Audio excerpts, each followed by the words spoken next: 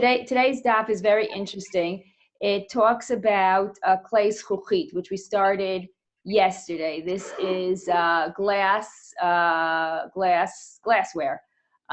What's its status? So yesterday we started talking about that it's similar to cheres. It's Xera de Rabbanan on clay zchuchit. Now we have to just keep in mind, like what we know about toveling in the mikvah, when we buy something new, we put it in the mikvah, right? The glass, the metal items that we have. So it's interesting because I listened to Rabbi Leibowitz, Dina, upon your recommendation, and he said that we tovel items that that you can fix, like clay cheres you can't fix. It breaks, it's tahor. But anything that you can fix that you buy from a guy, so you tovel it, which I didn't realize was the category, the distinction. And he said that therefore you tovel metal, you tovel glass, etc. And we do tovel with a bracha, even though it is a derabanan. Glass is a derabanan. And now in our daf, the tension is glass like cheres? Because as we talked about yesterday, it's made from sand. And cheres is made from clay, right? So it's very similar. Or we're going to see in a moment, is glass more like metal? Because if it breaks, you can fix it. And therefore, there's some aspects we'll see by the end of the daf that glass is similar to cheres, and there's some aspects where glass is similar to matechet, to metal. So we're going to pick up. Susan, how can you fix glass? Glass seems much more similar to cheres. You can. Well, here in yesterday's daf, we talked about that he had a metal piece of glass. That's a good question, but I think that there's a way, like you can crush it and recycle it, the way we recycle it. Yeah, can't you like refire it in like a kiln? Is that the right word? Like, you know, those glass maker people, can it be melted down and refashioned? I'm not an expert in that or anything, but I think it can be, no? But it sounds like the same should be true of klicheres. In other words, you could put it into a kiln and refire it into something new. So it seems like that's not the case. I don't know why. No, cheres is not like that because once it's been fired, that's it. How could you fix it? You can't smack it down. It's only with modern recycling practices, glass can be recycled, but I don't think cheres can. That's why, Rocky makes mosaic. Can't recycle why. Wait, what did you say, Brian? That's why. Was a long, long time ago, and you probably couldn't do that. Right. No, I'm saying that's why they make mosaics out of cheres, because you can't do anything with it. The recycling stuff goes in the recycling bin. So there are modern practices, but I don't know if glass blowers could reconnect, because we didn't have modern practices. It was glass blowers. I think once they blew the glass, that was it. What I was getting at was that cheres. Now what the Gemara says. About the glass adding the metal yesterday. We talked about that piece. If we can go. That's what they said yesterday. Yeah, it wasn't like yesterday.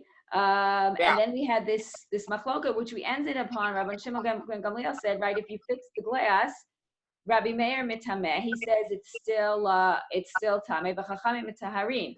Rabbi Meir was mitameh it because it was like, he then compared it to the metal, and the chachamim then made it tahor. Let's go through the daf and let's see what we see by the time we get to this at the end of this piece. I don't know, Dina, if you continue with the zchuchit afterwards. No, it doesn't. Mine moves on to totally other things. Like my part started with a whole nother gezerah. It doesn't touch on glass.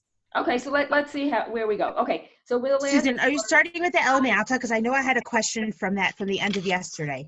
Yeah. So go on, and I'll ask you toch kadei. Okay. El Me'ata.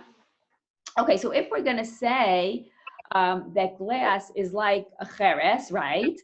Loli tamo migaban, the back of the glass, it becomes tameh. Now we said that with clay cheres, right? We're gonna see. Alama tnan, clay cheres for clay neta, right? Clay cheres and clay neta are the same thing. They're made from this white, neta's made from adama, and it's made from this white adama. We see, I think a lot of clay cheres probably that we find is like that. A tumatan shabbat, their tuma is similar. Mitamin umitamin me'avira rehen. So we know this about clay cheres, right? So if you have, let's say this is a clay cheres, and you put like a sheretz, a dead sheretz inside, even though it's not touching the walls, then the clay cheres becomes tameh from the avir, right? Umitam'in ma'achorehen, ve'en mitamin begabehem. What does it mean, ma'achorehen? So like if you see the bottom of my cup, I do actually have a little bit of liquid in my cup. You see that there's like this little beit kibul at the bottom. This is called ma'achorehen. So like this little beit kibul can become tameh here. But on the sides, outside of it, klei cheres does not become tameh. Okay?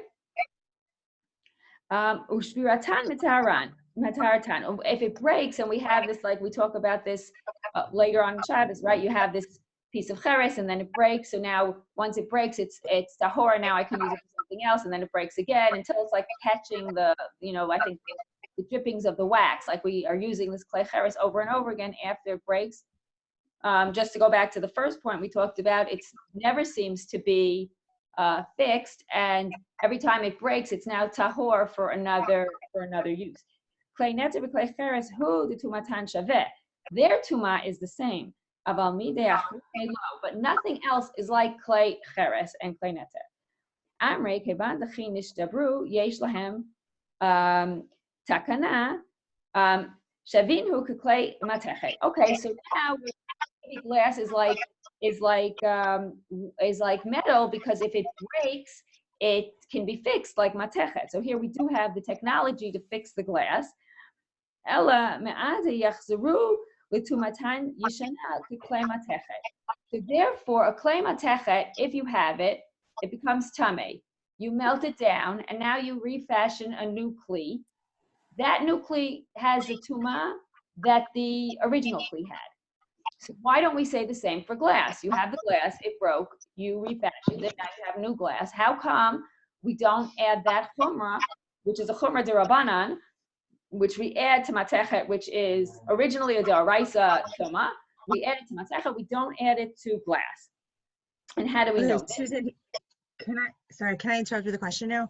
Yeah. So this thing, these first few lines of the daf that we've now read, they seem to assume that glass is not like klei cheres simply because glass is not called out as such.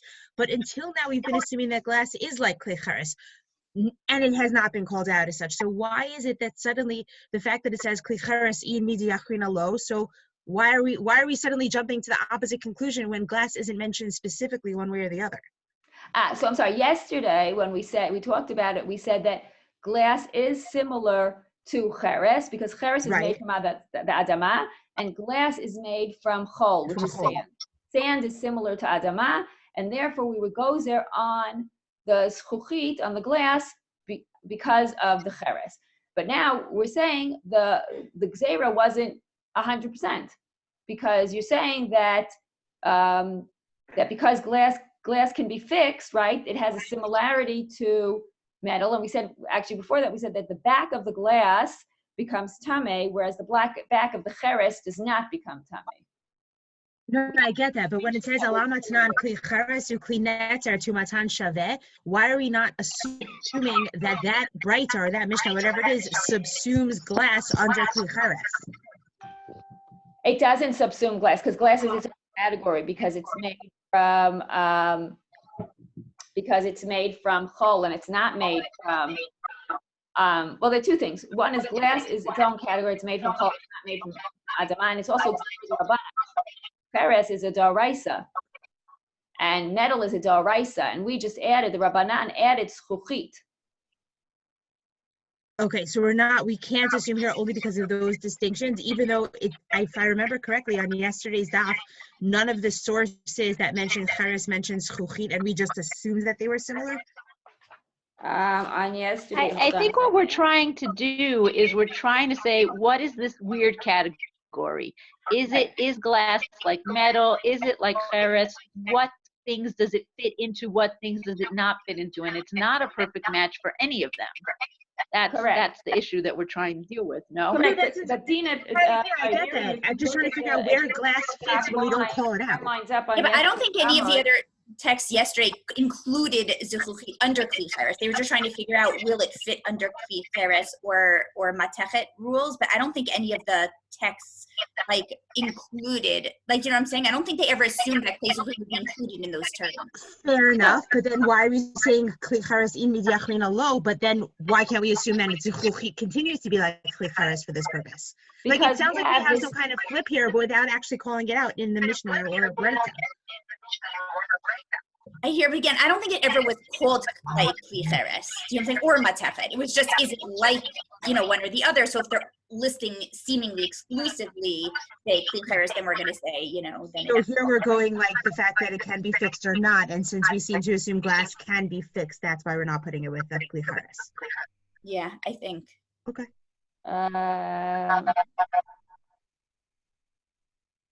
I think that first line in yesterday's daf, just to go back for a second, 10 lines up, clay zchuchit, my time gazula rabbanan, which is teuma. So that's really Miriam's question.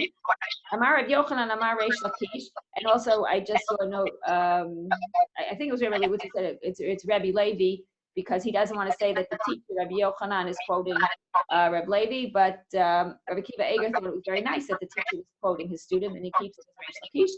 Because it's like it comes from the sand. Shabin and Rabbanan Klei Cheres.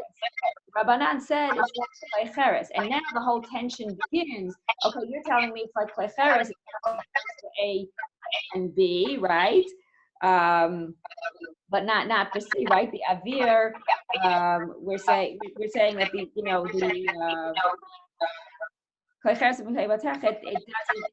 does not become tamei, but the back of a place does become tamei. And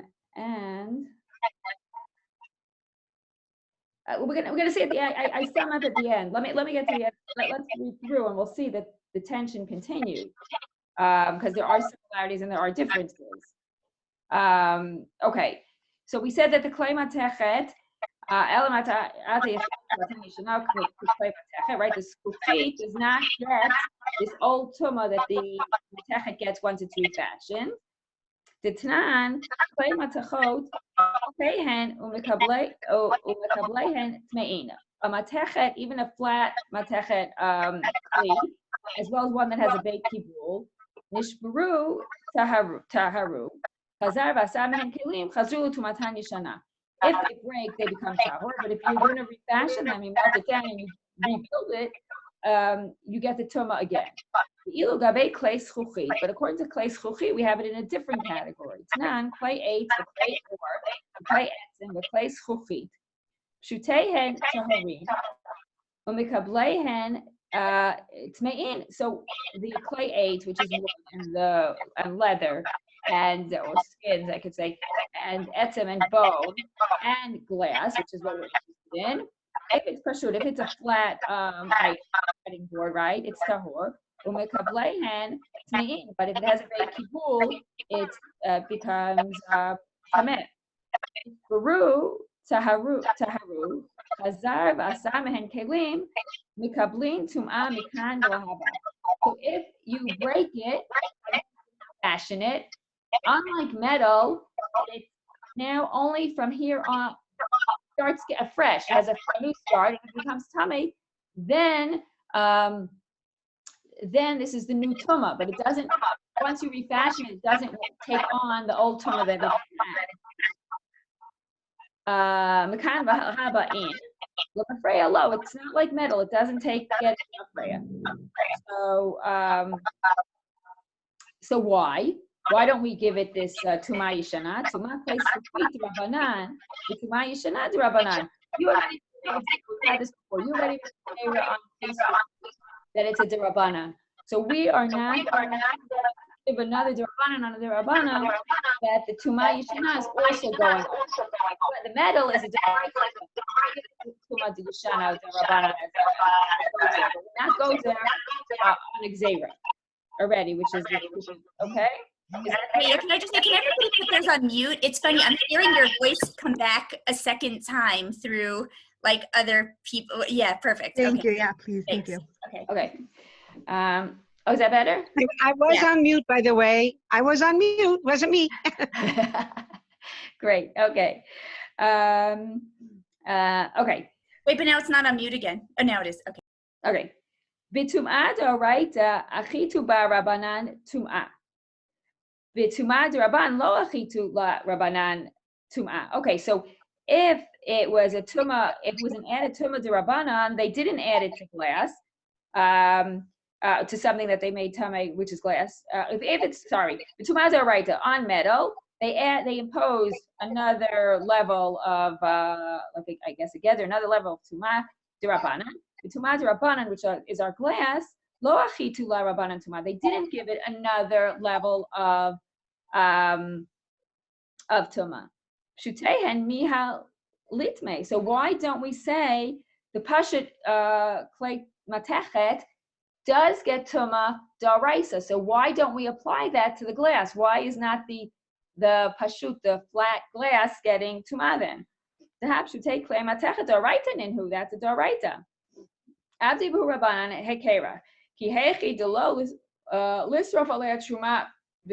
wanted to make a heker between glass and between, which is a dorabanan, and between metal, which is a doraisa. And that heker is that if I know that the flat glass is not tamei, we don't add that gzera dorabanan, that it should be that gzera, which was a doraisa, to the metal as a derabanan to the glass. I'll know, oh, glass is different than metal, and I will not burn truma because of it. And Rashi says here, like we discussed yesterday, the 6 sveikot where we do burn truma, this is not one of them. So we want to make it clear that you are not allowed to burn truma for something that becomes tamei because of a clay zchuchit. Rav Ashi Amar, turn the page. Lo'olam leklei cheres damu. Glass is really like clay cheres. B'daka shilach lo litmahu megaban ho'il v'nerat tocho kiboro. So Rav Ashi has a different perspective, and he says that our glass is like clay cheres. And now that one issue that's bothering the Gemara, he's saying, which is the back of it, why does it become tamei, whereas in a clay cheres it does not become tamei? So it's because you can see through. So its outside is like its inside because you can see through, and therefore it's not. It doesn't have that exclusion of the back of it not becoming tamei. So I just actually want to sum up. So glass is like clay cheres. And there's a distinction between what we did on Amud Aleph here and with Rav Ashi.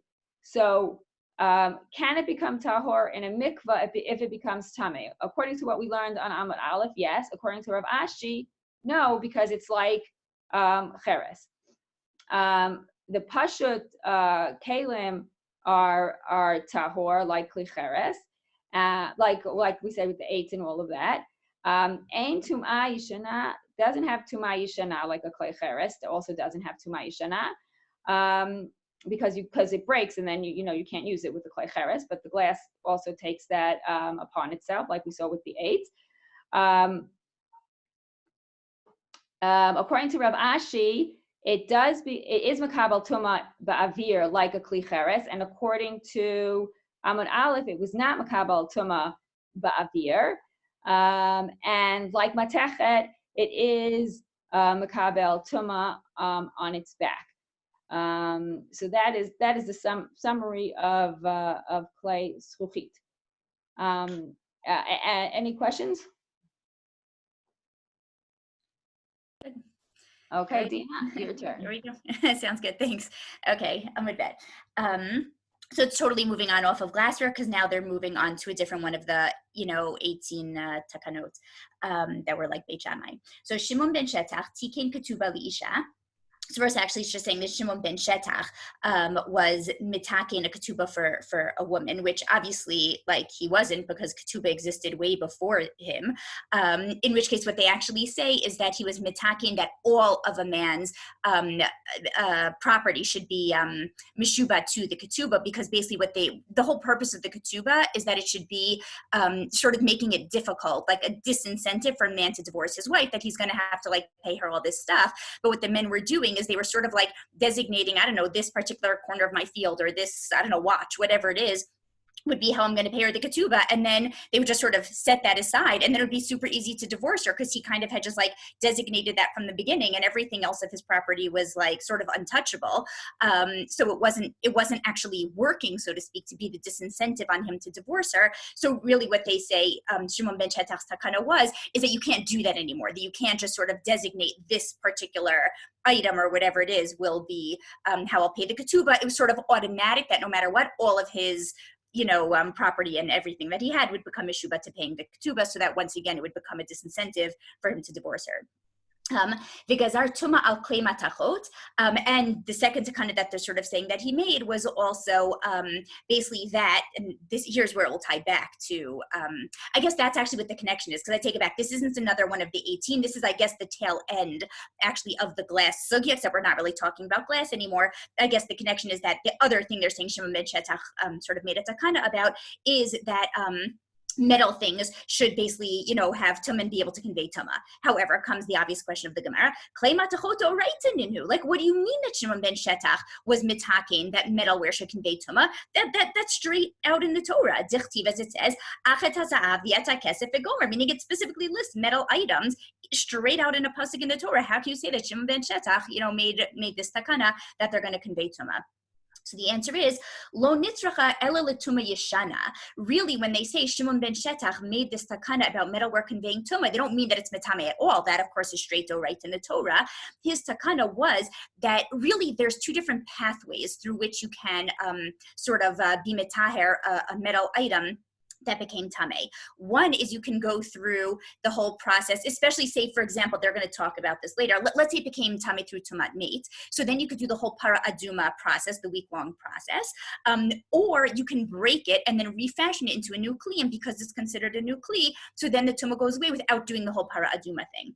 So what they're saying his takana was that if you would do that second pathway of breaking it and refashioning it into a new kli, which in theory really should be a totally viable way for being, mitaher, this metalware, he made a gezerah that no, actually that's not going to work anymore. Really, there should be these two pathways, the paraduma pathway, if it became tameh mate, or this breaking and refashioning into a new kli. And his takana was, no, if you break it and refashion into a new kli, once it's a new kli, it's going to revert right back to the previous tuma that it had in its initial state. Dina, now they're going to explain why he did that. Well, that's going to be. Sorry, quick question. Sure. Is there precedent for another item d'oraita having that tuma yeshana status, or is this a creation d'Rabbanan for some reason to make a distinction? I think it's the rabbinic thing, because metal is sort of, I feel like, the classic d'oraita listed straight out. And so if we're saying that even by metal, this was really rabbinic gezerah, and really it should work to break it and refashion it. So I think the whole concept is Drabanan, but I can't say 100%. Okay. So now they're going to explain sort of the story behind it, and then the rest of the Amud will be the why behind it. So it says, the Amrav Yehuda Amarav, Maaseh b'Shel Tzion HaMalka, that it happened once with this, whatever, Queen Shel Tzion, which interestingly, some actually suggest that might have actually been Shimon ben Shetach's own sister, because she was married to Yanai HaMelech. And definitely was at Shimon ben Shetach's time, and some even think it was his own sister, but either way, she's the queen at the time. She'asta, meaning at the time of Shimon ben Shetach. She makes a party for her son. Somehow, whatever, I guess, a relative or who knows what, somebody died. There was a corpse somehow in the house, and all of her kelim became tameh. And so she did that process of, she broke them all. And she gave them to like a smith, Viritran, and he basically, resold them to make them into new kelim, because she doesn't have the week to wait, right, to do the whole para aduma thing. And she's like, great, I have this other way if I could just break them and have them all refashioned. And again, he made them into new kelim. But the Chachamim, who presumably Rav Shimon ben Shetach was at their head, since this is attributed to him, said, basically, they don't like that she did this. Really, technically, yes, that should have worked. They don't like it. And so that is the moment, so to speak, when this episode happens, that the rabbis, presumably under the leadership of Shimon ben Shetach, made this decree saying, we're not letting that work anymore. But comes the obvious question, my taima, why? Like, if that's allowed, like, why are we upset that she did that? What's the problem? So answer A is, there's going to end up being three answers. It's sort of A, and then there's like B1 and B2, you'll see. So the first answer is, Mishum geder mechatat naguba. That basically, because of sort of making a fence around this mechatat process, meaning the process of para aduma, is why they did it. Meaning, the rabbis were afraid, though again, to me, that does not necessarily seem easier to break and refashion like all my kalim or even one kli. Maybe it is easier to just wait the week and do the para aduma process. They seem Royal privilege. It separates the classes who can afford to do that and who can't. So that's what I would think, but interestingly, they seem to assume that for everybody, it would be so much easier to just break and refashion it, that if we allow that process, everybody is just going to do that, and nobody's going to anymore do the para aduma thing, and we're going to completely forget like the whole, like all the laws of para aduma, and therefore in order to sort of protect, the laws of para aduma, make sure that people like remember how to do it and that it exists and whatever it is why they said we're not even allowing the breaking and refashioning process anymore. But comes back the Gemara and says,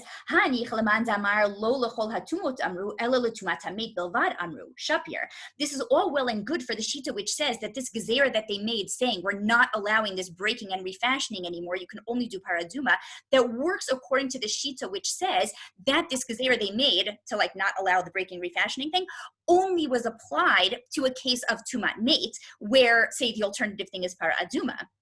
But according to the Shita, which says, clearly this is a machloket, I'll come back to that in 1 second, which says that no, this was like an across-the-board gezerah made on any clay matechet that became tamei in any way, not just from tumat mate. And again, if it became tamei in some way other than tumat mate, then paraduma is not like the alternative anyway. Then what is there to say? Like, you can't say the reason that they made this takanot to say you can't like break it and refashion it is so that you'll only do the paraduma thing, if they actually applied this gezerah to situations where the paraduma thing isn't even an option, namely cases where it became tamei through some other way other than tumat mate. What's interesting here, also I know because of that Rabbi Ari Leibowitz recording, because I thought this was a really cool point, is normally when you have something like this, where they'll say like, Hani Laman Damar X, Ela Laman Damar Y, like Ma'ikala Memar, often then they'll say Ditanya or whatever it is, and they'll present that in fact this is a known machloket, right, about whether or not this gezerah saying you can't use this breaking and refashioning thing, does it apply only to things that became tamei through tumat mate, or is it across the board? Usually the Gemara will say it, or the Rishonim will fill it in. Interestingly, if you look at the Rashi, it's a little bit higher up. It's, I don't know, on like the 6th or 7th narrow line. On the Laman Damar V'chulei, Rashi says, Lo yadana heicha. Like, I don't know where this machloket is. Like, apparently this machloket about how far did they apply this takana saying we don't allow the breaking and refashioning thing, and whether or not it's only to tumat mate vessels or all tuma, whatever. Rashi says, I'm not aware of like where this machloket is. And interestingly, he pointed out that in the Gilyon Hashas and Rabbi Akiva Eger, he says, if you look back at like Brachot Daf Chaf Mud Bet, is the first time in Shas that Rashi says about something, Lo Yadana Heicha, like I don't know where this is or whatever it is, and that Rabbi Akiva Eger apparently there on Brachot lists all the times that Rashi says Lo Yadana, and whatever happens to be like cool that he pointed out, he could have just like let it go, but it's cool that he actually points out, I don't know where it is. Anyway, but point being, back to like in the flow of the Gemara, so we have answer number A of why they don't like having that option of breaking and refashioning is that we're afraid that people will stop doing the paraduma thing, will forget about it. We say that works according to those who think that takana was limited to tumat mate, but what if you think it's broader and applies to all tuma, then this reason wouldn't work. Therefore, we're going to have two different answers as to why they made it. So Amar Abaye, so Abaye says, the reason why they say we're not letting the breaking and refashioning thing is, Gezerah Shema lo yikavenu b'chdei taharato, that in order for the breaking and refashioning thing to work, the hole has to be a certain size. Apparently they say it has to be the size that like a rimon could like fall through it. And they were just like worried that people just won't do it, that they'll just like make a small little hole, they'll pierce through a little bit, it won't actually be enough. They were basically just worried people won't do this one right. And that's why they basically made this gezerah saying we're just not allowing it because we're just afraid people won't do it properly. That's Abaye's answer as to why they stop allowing it. Rava's answer is, Rava Amar, Gezerah Shema Yomru Tefila Bat Yoma Olela. Basically, Rava's reason is that if you do, again, we have these two pathways, right? The like Tefila / Para Aduma, or or breaking and refashioning. If you do the tefillah / para aduma, I guess really tefillah I guess would be the parallel to the para aduma, then tefillah by yoma is not good, right? You have to wait for harev shemesh, you have to wait for nightfall in order for it to be usable again for the full tahara process to be effective. Whereas if you do the breaking refashioning thing, it's considered a new kli. It's usable right away. They were afraid that if we allow the breaking refashioning, in which case people can use it right away, that then people will think, oh, as soon as you like did a purification process, you can use it immediately, and people will mistakenly start, even when they do the tefillah way, they'll start using it right away without waiting until nightfall. So they just say, we don't want to let this no matter what. The obvious question, which I saw in an art scroll footnote, which I was glad because I was thinking the same thing, is there's a much simpler solution. Just say that still allow this process of breaking and refashioning, but just say you have to wait till nightfall for this one also, and then you won't come to that mistake. Whatever, at least according to the footnote, they said that somehow this harev shemesh thing about waiting till nightfall only applies to tefillah, and there's sort of like no precedent. There's kind of this concept, right, of like ke'in doraita tikkun, and there's like no precedent for like applying it to anything other than tefillah, so they couldn't do that, but they could just say we don't allow this anymore at all. Anyways, that's the last reason for like why they made this takana, saying we don't let the breaking and refashioning thing. Then it says, my beinayu, what's the nafkamina between which reason it is? They're asking just between Rav and Abai about, is it that we're afraid they're not going to make the hole big enough and they won't do it right? Or is it they're afraid they're going to start using things even if they do tefillah right away without waiting till nightfall? What's the difference between the two reasons? Like what's a nafkamina practical difference case? Ika beinayu, the difference between them is a case where you totally crush it, totally flatten it out. Now, interestingly, Rashi here brought down two interpretations that are exact opposite, meaning the question is, in a case where you totally flatten it, which one of the reasons will still say that it's okay and which one will still say that it's still a problem and the gezerah should apply? And you could explain the logic either way, meaning either you can explain that in a case where they totally crushed and flattened it out, we don't have to worry anymore. They didn't make the hole big enough. They destroyed and flattened and crushed the whole thing. So then the size of the hole isn't a concern, but we will still have a concern that maybe we'll mistakenly come to think that tefillah also you can use right away. That's one way to explain. So the whole one wouldn't apply the Bat Yoma thing will. The opposite would be to say that that no, if you totally crushed it, it's so obviously a new kli that nobody will mistakenly have a hava mina to say, oh, the same laws must apply to tefillah because it's so obvious this was like totally the different, like nobody will think you did tefillah on this. You totally crushed it, so obviously a new kli, so that one you don't have to worry about, but the size of the hole, maybe you'll still next time do it with a smaller hole. So whatever, either way, that's the nafkamina case that you can explain it either way. Okay, we're good? Because here we go on to the next piece. Okay. So then it says so again, that was really all just a conclusion about like the glass piece. They just sort of went off then onto this tangent about Shimon ben Shetach's takana about metalware not being able to break and refashion. Now they say v'idach maihi. What's another one of these 18 enactments that they made on that day that Beit Shammai outnumbered Beit Hillel and made all these enactments like Beit Shammai? Ditznan, as it says in the Mishnah. If somebody put like vessels under a pipe in order to gather rainwater, and basically the assumption is that now they're going to want to use that gathered rainwater and they're going to pour it into a mikvah. And the problem is that this gathered rainwater is called mayim she'uvin, right? Drawn water, which will disqualify, this even came up yesterday, which will disqualify the mikvah if the mikvah wasn't yet 40 sa'ah. So echad kelim gedolim ve'echad kelim ketanim. It's one and the same whether it's big kelim, small kelim, va'afilu klei avanim u'klei adama u'klei galalim. Even whether it's stoneware or earthenware or made out of dung. Poslin et hamikvah. Again, it's if you did that, you put these kalim under the pipe, gathered the rainwater, now it's mayim she'uvin, you pour it into a mikvah, it's going to disqualify the mikvah. And it's one and the same, whether you on purpose consciously took those vessels and put it under the pipe to gather the rainwater, or if it just happened to be there and you forgot it there. Divrei Beit Shammai, that's Beit Shammai's opinion, that it's one and the same, whether you purposely placed it there or just forgot it. Ubeit Hill mitaharim b'shocheach.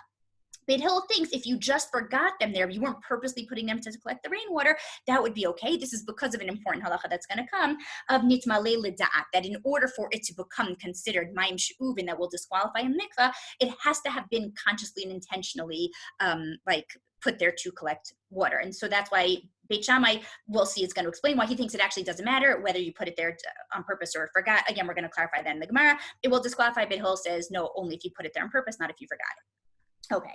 Rabbi Meir says, Nimnu v'Rabu Beit Shammai al Beit Hillel, right? Rabbi Meir is clearly the guy who thinks this is one of the enactments. He says this was one of the cases where they took the vote and Beit Shammai, were more than Beit Hillel. And therefore we basically, again, this is one of the 18.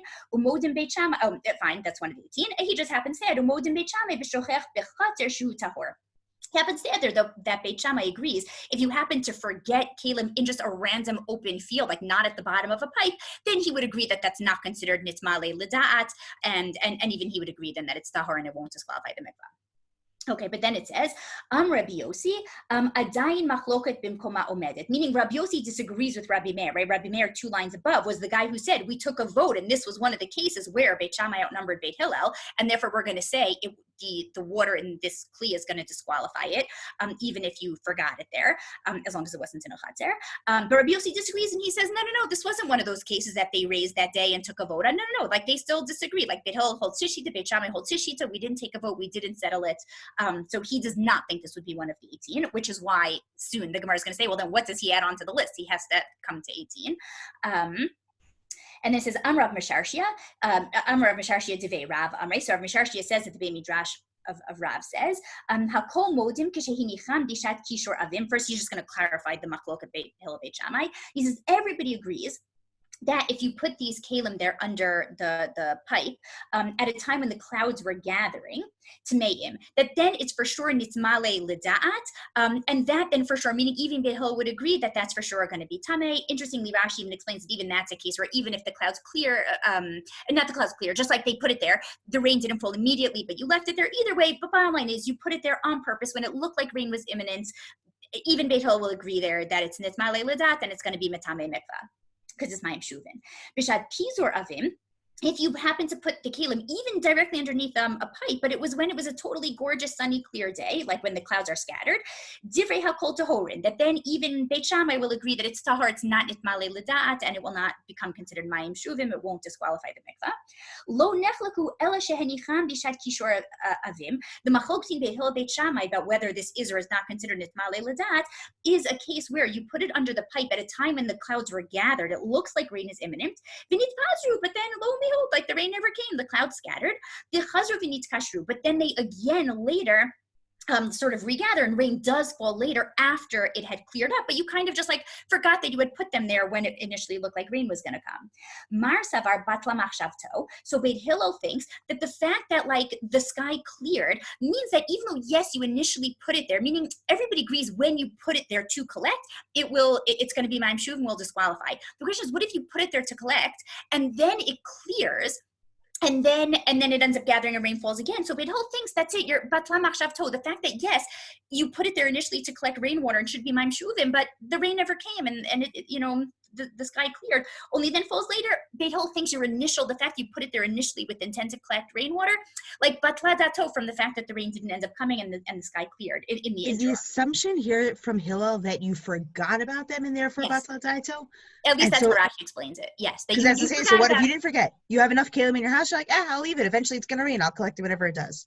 That's an excellent question. I don't know. It didn't see it. It sounded to me that if you actually had your mind there the whole time and you on purpose initially said, I'm just going to keep leaving it there, eventually it will rain. I think my sense is that then even Beit Hillel will agree that it's for sure nitmale l'da'at and will disqualify the mikvah. That's my sense. Okay. My sense the only reason why he thinks not is because batla machshavto, you totally forgot about it and it even cleared, but then rained again. He thinks batla machshavto. So that's what I was wondering, is batla machshavto because of the assumption that he forgot, or because of batla dato etzal kol adam, like nobody puts kalim out when it's sunny, so this guy probably didn't either. Yeah, this guy probably wasn't thinking. Well, first of all, because again, he didn't put it out when sunny. If he put it out when sunny. But nobody in their right mind puts out kalim when it's sunny. So the fact that this guy left the kalim there, certainly it wasn't his intention. He must have forgotten about them, even if we know that one specific guy left it on purpose. I hear. So certainly the way Rashi explains it is, Rashi's very explicit about, like, he then like got busy with his own stuff. Yatzalim lachtan v'shachachan. Like, it's clear that Rashi thinks he got busy and forgot about it and got distracted. He did not purposely just think, I'll just leave it till rain eventually comes. So Umar Savar lo batla machshavto. Again, but Beit Shammai thinks no, the fact that he initially put it there with the purpose of gathering, that will stay even if a lot of time passed and the sky cleared in the interim, etc.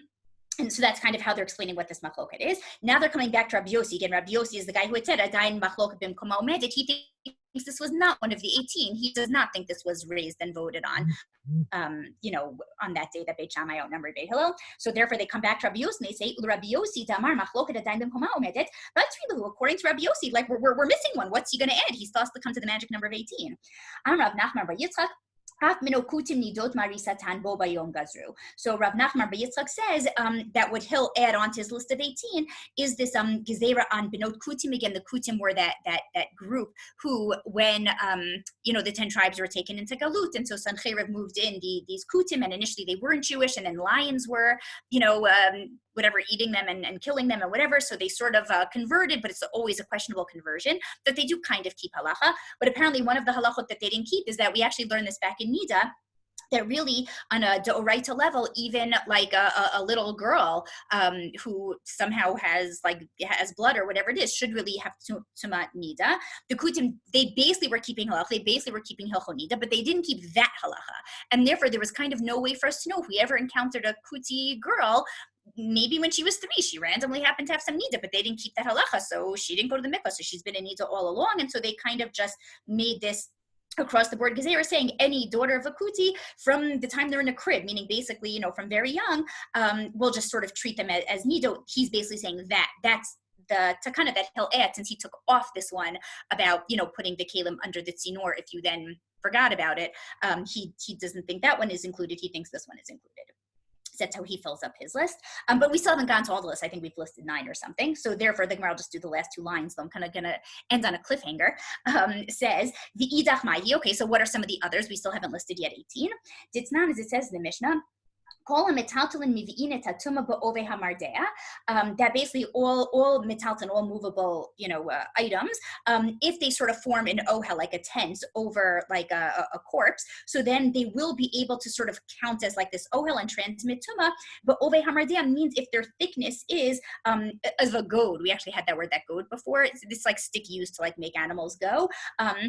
It basically points out that the thickness is 1/3 of a tefach, which means that the circumference, right, Heidi, is, right, back to Mary Megan, what's it called, that the circumference then would be basically about 1 tefach. Point being, if the circumference is 1 tefach, then it should already be able to create this ohel and transmit tuma. But I'll just do the next line, but I honestly didn't go past that either, so we'll all be left in suspense for tomorrow. It says, Rabbi Tarfon, hold on, Rabbi Tarfon, ekpach et banai shezu halacha mekupachat sheshama hashomer v'ta'ah. He basically says, I'm going to cut off my son, or like I'll bury my son, because this is a totally like cut off halacha. Like clearly the hearer totally like heard it and misunderstood. Like he's totally up in arms about how could they think this is a halacha. But I myself didn't go further than this, so I don't know why he's so upset about. Like I don't know why he's so convinced that this can't possibly be like that. He's whatever, I don't know, but he is like totally in distress that anybody could possibly think this is the halacha, to the point that he's saying he's going to cut off his son because this is a cut off halacha. But I don't know. We'll have to wait till tomorrow to find out why he's so upset about it. Glad to do that. All right. And thank you guys. So much.